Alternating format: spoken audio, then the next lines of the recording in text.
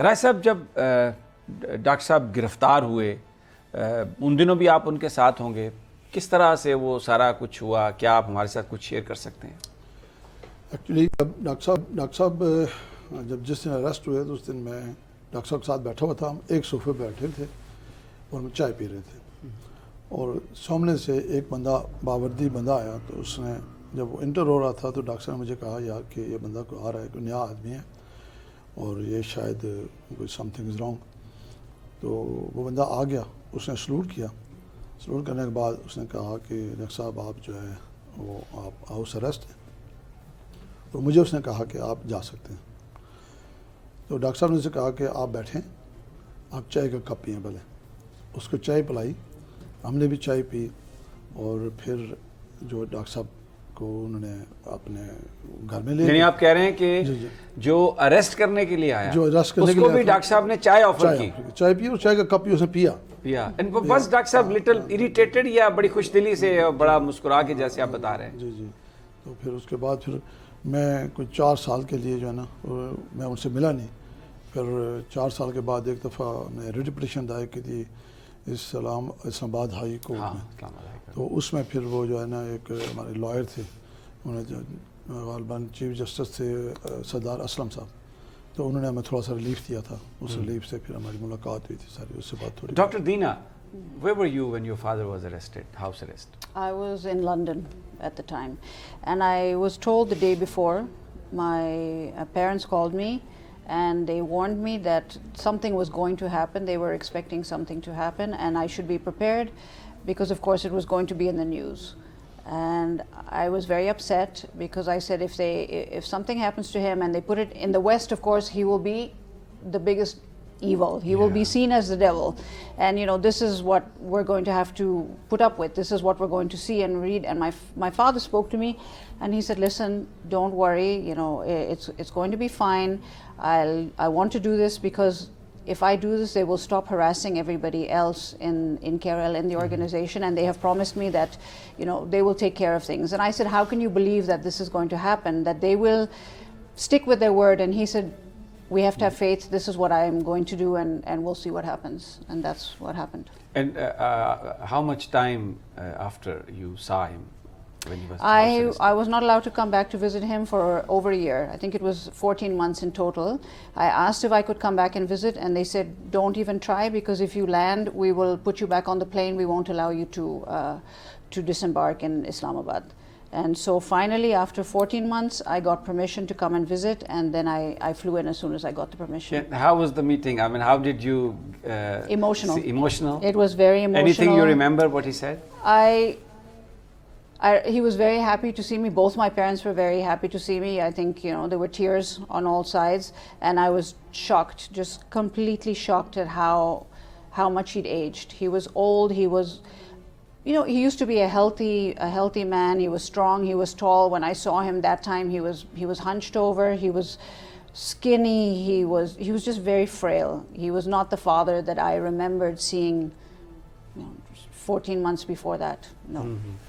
है साहब, कहीं उनको आने जाने की तो इजाज़त थी नहीं, तो वो जो कपड़े, उनके जूते, कोई कैसे वो खरीदते थे? आप हेल्प करते थे या क्या उसका? After I was allowed to travel, when I used to travel, I used to bring him clothes. Very simple, you know. He never wanted any design or nothing. His favorite was Marks and Spencer. So please bring me Marks and Spencer pajamas. Please bring me slippers from Marks and Spencer. And otherwise, they would have clothes. We would have shirts made for him in Islamabad. The driver would take the measurements and give them to the tailor, and the tailor would make them for him. Does he have any favorite color? He liked blues and beige. Yeah, Blue and not beige. very dark colors. राय साहब, अब आप बिल्कुल खाने का तो उन्हें शौक नहीं था, लेकिन कभी कभार बंदे का दिल करता है कि कहीं जाके कॉफ़ी पी ले, कहीं कोई चाय पी ले। यू नो, एक भरपूर ज़िंदगी आपकी है, आप यूरोप में भी रह के आए हैं, तो कभी इस तरह का उन्होंने कभी इजहार किया आपके साथ कि यार कभी अभी चाय पीने नहीं जा सकते, या कहीं ख्वाहिश हो जाने की? डॉक्टर साहब का ये था जी कि उनको खाने का बहुत शौक़ था, और ये वो मिस करते थे कि मैं बाहर कहीं खाना नहीं खा सकता, चाय नहीं पी सकता, ये उसको बहुत मिस करते थे। लेकिन वो ये करते थे, महीने में एक दफ़ा अपने पुराने ओल्ड फ्रेंड को बुलाते थे और उनका वो हम डिनर करते थे, और डिनर की तवाज़ुह जो है ना वो ज़्यादातर पाए, भिंडी और दाल माश से करते थे।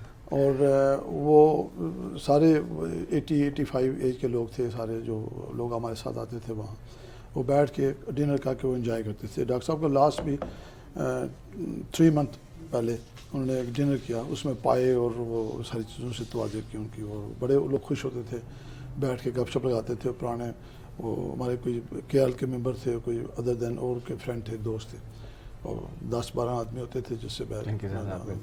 Dr. Dina, when he was very sick, he was hospitalized, then he was released, and he died of this COVID post complications. When he was taken back again to the hospital, so during the last couple of days when he was at home, did he mention anything to you, जैसे उनको लग रहा हो कि अब जिंदगी का सफ़र ख़त्म होने वाला है, या any advice for you, anything you want to share with us? Actually, when he was hospitalized, first at KRL and then they moved him to MH, and at MH in the first few days he was very ill. We did not know if he was going to make it. They said that the chance of survival was not very high, and I fought with him. I spoke to him and I said, listen, you need to fight, you know, because he wanted to come home, and I said, if you don't fight, if you don't do what the doctors are telling you, you won't be able to come home. But even at that time, he told the doctors that, listen, I'm 85 years old, I've lived a very good life, I've achieved the things I wanted to achieve. Everybody has to die at some time. If it's your time, it's your time. And if it's my time to go now, I'll go knowing that I did what I had to do. So in that sense, he was always prepared, and he also told us, you know, when it's your time, and you know, don't spend your time mourning that, you know, the person who's passed away. You have to live your life and make sure that the life you live, you achieve all the things that you want to achieve. But I think for sure he was very much putting things in order in the last few weeks. So I think he did have a feeling that maybe he had not that much time left. You know, personal papers as well, but also in terms of writing the articles that were printed, the last 2 newspaper articles. If you read them, there is a sense of him saying farewell in a certain sense, and also with regards to the projects he was involved in, the social welfare projects he was involved in, he was organizing and putting those in order.